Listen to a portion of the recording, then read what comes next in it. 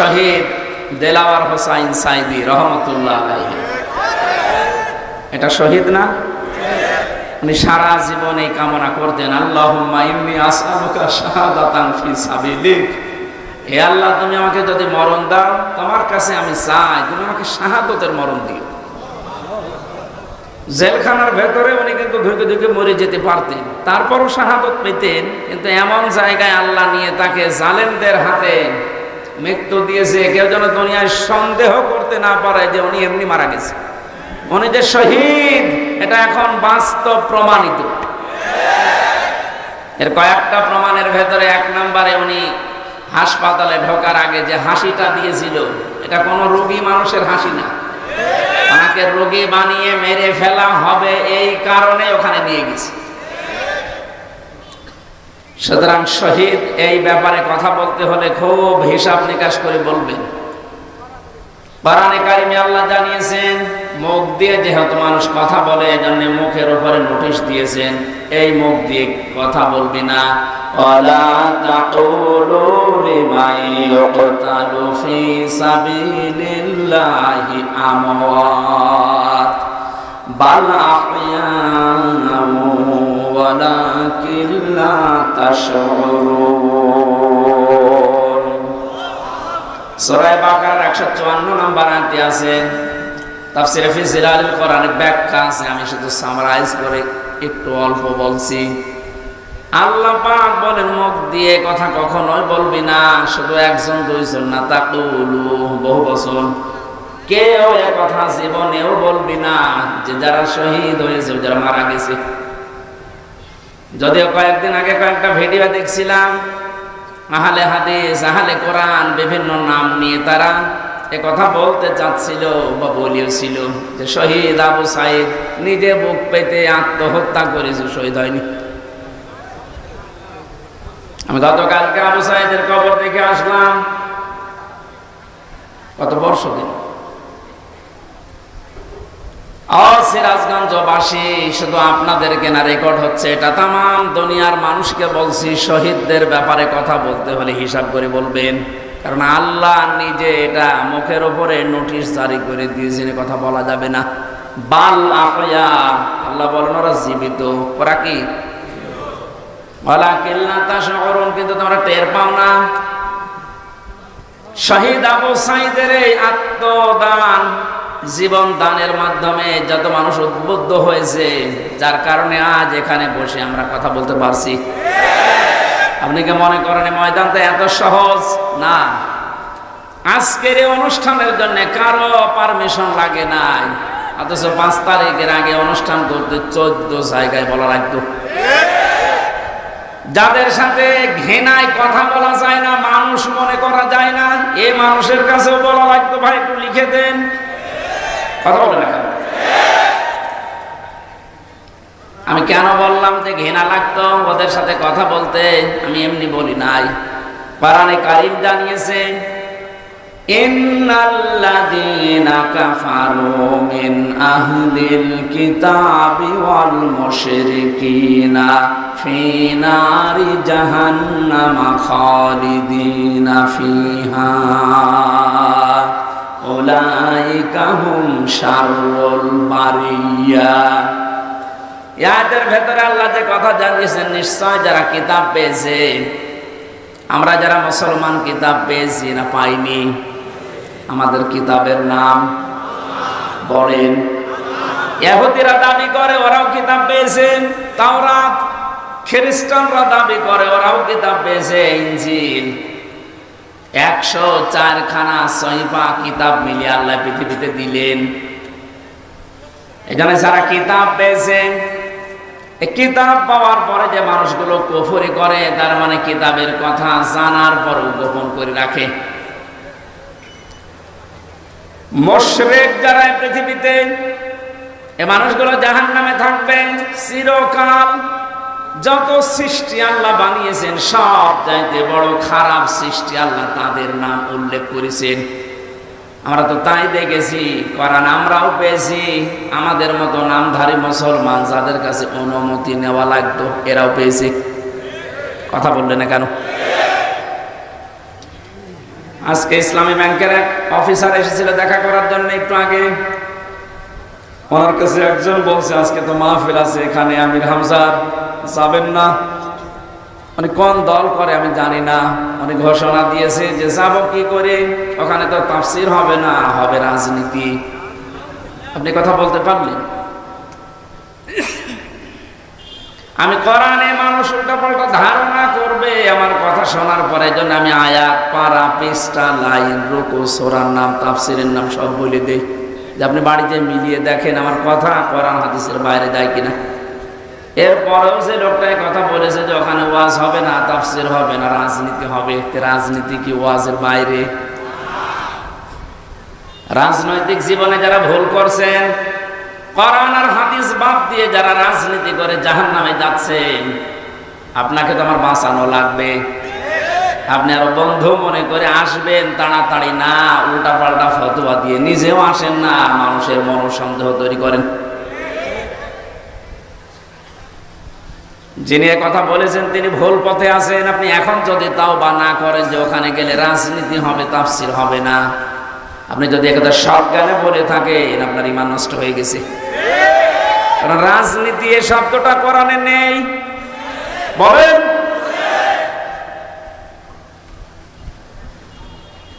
শুধু তাসবিহ আদায় করার জন্য, শুধুমাত্র নামাজ পড়ার জন্য, জিকির করার জন্য যদি আল্লাহ আমাদেরকে বানাতেন, তাহলে পুরা কোরআন শরীফে প্রায় 9 জায়গায় কথাটা আছে, সাব্বাহা লিল্লাহি মা ফিস সামাওয়াতি ওয়া মা ফিল আরদ। আসমান আর জমিনে যা আছে সব সৃষ্টিগুলো আমি আল্লাহর তাসবিহ আদায় করছে। তো মানুষকে সৃষ্টি করার পরে তারাও তাসবিহ আদায় করছে, কথা আল্লাহ কোরআনে দেয়নি। মানুষকে আল্লাহ কেন দিয়েছেন এই পৃথিবীতে?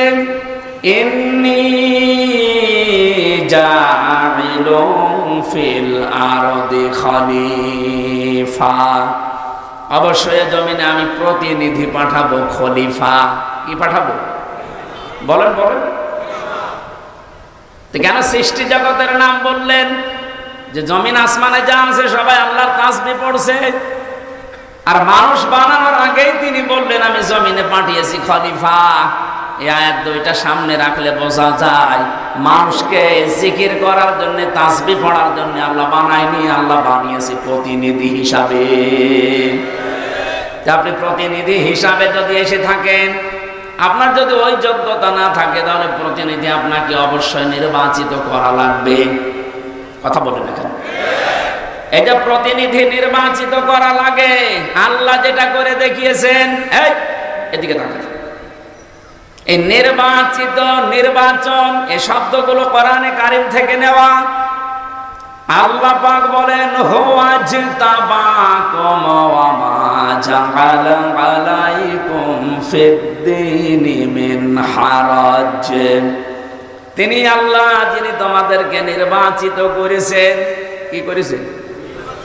নির্বাচিত কখন করা হয়? যখন নির্বাচন হয়। 15 বছর তো নির্বাচনই হয়নি, তো নির্বাচিত কিভাবে হলো? তার মানে যারা ছিল সব অনির্বাচিত। নির্বাচিত যেন করা যায় সেজন্যই তো ফিল্ড লাগবে। সমান সমান ফিল্ড না হলে আপনি নির্বাচিত করবেন কি করে? আমিরে জামাত ডাক্তার শফিকুর রহমান এইটাই তো জানাতে যাচ্ছে জাতির কাছে, যে যারা দায়িত্বে আছে তাদেরকে একটু সময় দেন, তারা এই ফিল্ডটা তৈরি করে দিক। এটা ছিল না বলে তো আপনি আন্দাজে অনির্বাচিত, নির্বাচিত বলে আপনি ঘোষণা দিতেন। ফিল্ড যদি তৈরি না হয়, আপনি তো আবার ওইভাবে দিনের ভোট রাতে করে বলবেন আমিও নির্বাচিত। 4-5 দিন আগে এদেরকে দিয়ে একটা ষড়যন্ত্র চলছিল। নির্বাহী আদেশের মাধ্যমে আইন মন্ত্রণালয় থেকে যারা দায়িত্বে আছে, বিনা ভোটে, বিনা নির্বাচনে 900 ভোটে যে মানুষগুলো আন্দাজে নির্বাচিত হয়েছে বলে ঘোষণা দিয়েছিল, একবারে উপজেলা চেয়ারম্যান, মেয়র সব বাদ দিয়ে দিয়েছে। ওই মানুষগুলো শুরু করেছিল, না আমরা তো নির্বাচিত। কিসে নির্বাচিত? তুমি তোমাকে ফেক তৈরি করেছিলে। আমার তো মনে হয় এদেরকে যারা সাহায্য সহযোগিতা করেছে এই ভোটে দাঁড়ানোর মাধ্যমে নাম দিয়ে এরাও অপরাধী, কারণ এরা নির্বাচিত করতে দেয়নি। এজন্য এ দল আছে ও দল আছে, সব দিকে আছে, জাতীয় পার্টির নাম ধরে বলছি এদের শাস্তি আরো বেশি হওয়া দরকার। কেউ রাজি হয় না আর তুমি আগে আগে চলে গেলে মানে। আল্লাহ বলছেন হুয়া জিতাবাকুম, তিনি নির্বাচিত করেন, নির্বাচন না হলে উনি নির্বাচিত করবে কি করে? আর নির্বাচিত করার জন্য আল্লাহ প্রতিনিধিদের মাধ্যমে এটা তৈরি করেছেন। আমরা এখন নির্বাচিত করব কাদের, সেই কথা আল্লাহ কোরআনে দিয়েছেন। আমার নিজেরও মনে হচ্ছে যা বলছি সবই তো রাজনীতি, আসলে এটাই রাজনীতি।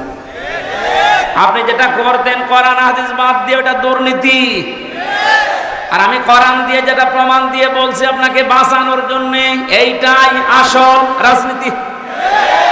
কাকে নির্বাচিত করবেন? কোরআনে কারীম জানিয়েছে সূরা নিসা 5 নম্বর পারার 6 নম্বর পৃষ্ঠার 9 নম্বর লাইনের 59 নম্বর আয়াতে আছে, প্রথম অংশে পাবেন। এটা তাফসিরে ইবনে কাসিরেও আছে, ফি জিলালিল কোরআনেও আছে। ব্যাখ্যাগুলো লম্বা করে বলতে গেলে সময় যাবে আর কণ্ঠ পারবে না, এই জন্য আমি খুব সামারাইজ করছি, বোঝার জন্য বলছি। ইয়া আইয়ুহাল্লাযীনা আমানু আতিউল্লাহা ওয়া আতিউর রাসূলা ওয়া উলিল আমরি মিনকুম। এখানে আলেম বসে আছে, যারা এখানে বসেন কোরআন হাদিস তারা একটু খেয়াল করবেন, যারা বসেন না তারা আরে অ্যাক্টিভ হবেন যেন বাড়িতে মিলাতে পারেন। আল্লাহ ডাক দিয়েছেন ইমানদারেরা আমার আনুগত্য করো, আমার রাসূলের আনুগত্য করো, আর তোমাদের ভেতরে যারা উলিল আমর নেতৃত্ব দেয়, নেতা যারা, তাদেরকেও মেনে চলো। প্রশ্ন আমার এখানে আতিউ, এটা ফেল ভার্ব, এটা ক্রিয়া। এই শব্দটা আল্লাহ নিজের নামে রাসূলের নামে দিয়েছেন, কিন্তু উলিল আমরের আগে দেয়নি। এই কথা বলেন না কেন? শুধু জি বলা না, এটা নিয়ে যাওয়া লাগবে যে একটা বাড়িতে, তাহলে ওই যে লোক ইসলামী ব্যাংকের অফিসারের কাছে বলেছে যেখানে রাজনীতি হবে ও জীবনের কথা বলবে না। আতিউ শব্দটা আল্লাহ নিজের নামে রাসূলের নামে দিলেন, উলিল আমরের আগে দেয়নি। কেন দেয়নি? কারণ আল্লাহ রাসূলকে মানা লাগবে, কোনো প্রশ্ন করা যাবে না।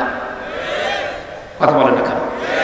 কিন্তু উলিল আমর যদি মেনে চলতে হয়, যেহেতু ওনারা আল্লাহকে তো আপনি এখানে পাচ্ছেন না, রাসূলকে পেয়েছিলেন কিন্তু এখন নেই, কিয়ামত পর্যন্ত তো উনি আসবেনও না, কিন্তু উলিল আমর তো আসবে। এই জন্য উলিল আমরকে যদি আপনি মেনে চলতে চান, দেখতে হবে উপরে বর্ণিত এই দুইটা আছে কিনা, আল্লাহ রাসূলকে ওই লোকটা মেনে চলে কিনা। আপনি যাকে নেতা মানবেন, যার নেতৃত্বে চলবেন, যাকে আপনি নির্বাচিত করবেন, আমি এই শব্দগুলো কি বানাচ্ছি? হুয়া জিতাবাকুম, এ জিতেবা মানে নির্বাচিত করা। নির্বাচন না হলে নির্বাচিত করা যায় না। আল্লাহ তাহলে নির্বাচনের মাধ্যমে নির্বাচিত করেছেন আমাদেরকে। কোটি কোটি মানুষেরা উম্মত হওয়ার জন্য আশা পেশ করেছিল, আকাঙ্ক্ষা, কিন্তু আল্লাহ তাদের বাছাই করেনি। আল্লাহ শুধু আমাদের মতো মানুষগুলোকে উম্মতে মুহাম্মদী নির্বাচিত করেছেন। সুবহানাল্লাহ বলতে পারেন? মুসা নবীর মতো, ঈসা নবীর মতো এত বড় পাওয়ারফুল নবীরা আকাঙ্ক্ষা করেছিল যে আমরা নবী হয়েছি ভালো, কিন্তু নবী না হয়ে যদি মুহাম্মদ রাসূলুল্লাহ উম্মত হতে পারতাম তারপরও ভালো হতো। আল্লাহ বলেন না? একজনেরটা কবুল হয়েছিল হযরত ঈসার, এজন্য তিনি আসবেন দুনিয়ায় আবার নবী হয়ে না, উম্মত হয়ে। মুসা নবীর মতো এত বড় নবীর দোয়া কবুল আল্লাহ করেননি যে না তোমারটা হবে না। আপনি টের পাচ্ছেন যে নির্বাচিত হয়ে আমরা কত দামি জায়গায় আছি। বাংলার মুসলমানেরা, আজকে এই ওয়াজটা যদি আপনি বাড়ি নিয়ে যেতে না পারেন, এরকম ওয়াজ 1 বছর পরে একদিন না, প্রতিদিন 24 ঘন্টা হলেও আপনার কোনো কাজ হবে না। এই জন্য আতিউ শব্দটা আল্লাহ দেওয়ার কারণে আল্লাহ রাসূলকে মানতে গিয়ে আপনি কোনো প্রশ্ন করতে পারবেন না, বুঝে আসুক আর না আসুক। হয়তো আপনার স্বল্প জ্ঞানে বুঝে আসছে না, কথা বলেন না কেন? তা আল্লাহ আপনার চাইতে ভালো বোঝে না, বোঝে না? কিন্তু উলিল আমর যারা, এদেরকে মানতে হলে মাস্ট বি, অবশ্যই দেখা লাগবে লোকটা আল্লাহ রাসূলকে মেনে চলে কিনা। যদি মেনে চলে তাকে মানা ফরজ, যদি মেনে না চলে তাকে মানা হারাম। হযরত সাদ ইবনে আব্দুল্লাহ ইবনে সাদ রাদিয়াল্লাহু তাআলা আনহু বিবাহ করার পরে খোরমা বিলি করলেন, মিষ্টি বা খোরমা খেজুর। মোনাজাত কমপ্লিট হয়ে গেছে, বিয়ে শেষ, বাসর ঘরে যাবেন। হঠাৎ করে এক কাছের চিঠি নিয়ে এসেছে, ডাক দিয়ে বলে, আব্দুল্লাহ খলিফাতুল মুসলিমিন হযরত ওমর চিঠিটা পাঠিয়েছে। উনি চিঠি খুললেন, ওখানে লেখা দেখলেন, ও আব্দুল্লাহ, যেখানে থাকো আমি রাষ্ট্রের দায়িত্বে আছি। ওমর, আমি তোমার উলিল আমর বলছি, আমি তোমার উলিল আমর বলছি, যেখানে থাকো চিঠি পাওয়ার পরে সঙ্গে সঙ্গে দেখা করো, তোমার জিহাদের ময়দানে পাঠাবো। উনি মুরব্বীদেরকে জিজ্ঞাসা করলেন, মুরব্বীরা বলে, হ্যাঁ আপনি যান, কিন্তু বাসরটা শেষ করেন। হযরত আব্দুল্লাহ ওই মজলিসে উঠে দাঁড়িয়ে কোরআনের কয়েকটা আয়াত পড়ে তাদেরকে জানিয়েছিলেন, ইয়া আইয়ুহাল্লাযীনা আমানু মা লাকুম ইযা ক্বিলা লাকুম ইনফিরু ফী সাবিলিল্লাহি সাকালতুম ইলাল আরদ আরাদিতুম বিল হায়াতিদ দুনিয়া মিনাল আখিরাহ ফামা মাতাউল হায়াতিদ দুনিয়া ফিল আখিরাতি ইল্লা কলিল। সূরা তাওবার ভেতরে আছে, আমি শব্দটা বোঝানোর জন্য আয়াতটা পড়লাম, খুব ভালো করে মিলান। তিনি মুরব্বীদেরকে বললেন, হে আমার মুরব্বীরা, আমার মাথার তাজ আপনারা, সম্মান করি আপনাদের। আল্লাহ কি ডাক দিলেন আমাকে, ঈমানদারেরা, যখন তোমাদেরকে আল্লাহর রাস্তায় বের হওয়ার জন্য বলা হয় তখন তোমরা মাটি কামড়িয়ে পড়ে আসো। তোমরা কি দুনিয়ার জীবন পেয়ে সন্তুষ্ট হয়ে গেলে? অথচ আখিরাতের তুলনায় দুনিয়ার জীবন একেবারেই সামান্য। তার মানে এই ময়দানে আমাকে এখন পাঠাতে যিনি চাচ্ছেন উনি সাধারণ মানুষ না, উনি হচ্ছে উলিল আমর। কেন? হযরত ওমর যেহেতু আল্লাহ রাসূলকে মেনে চলে, এজন্য ওমরকে মানা এই মুহূর্তে ফরজ। কথা বুঝলে? আজ আমাদের বাস্তবতা যদি আমরা এভাবে মিলাতে পারতাম যে আল্লাহ রাসূলকে যে মেনে চলে আমরা তাকে নির্বাচিত করব, আল্লাহ রাসূলকে যে মেনে চলে না ও আমার বাবা হলেও ওকে আমি নির্বাচিত করব না, কারণ এটা দুনিয়ার বিষয় না, এটা সম্পর্ক আখিরাতের সাথে। নয়তো আমি ধরা খাবো। আপনি তো ধরা খাবেন, তার প্রমাণ কি?